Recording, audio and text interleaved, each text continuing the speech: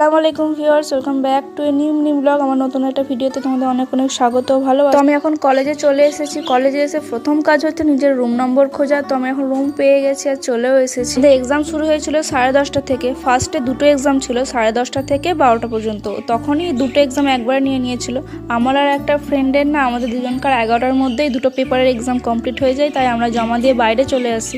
বাইরে এসে একটু খাওয়া দাওয়া করি। তারপরে কিছুক্ষণ পরে আবার মৌমিতাও চলে আসে, ওরও দেওয়া হয়ে গেছিল তাড়াতাড়ি এক্সাম দিয়ে। ও এসে আমার হাতে এই গিফটটা দেয়, বললো এটা তোর জন্য। চলো দেখা যাক এটার মধ্যে কি আছে। এটার মধ্যে একজোড়া কানের দুল আছে। তো আমি এটা অবশ্যই পরবো আর তোমাদের সাথেও শেয়ার করব। তো এরপরে আবার আমাদের এক্সাম আছে 1টা থেকে 2টো পর্যন্ত। এতক্ষণ টাইম আমরা কি করব সেটাই ভাবছিলাম।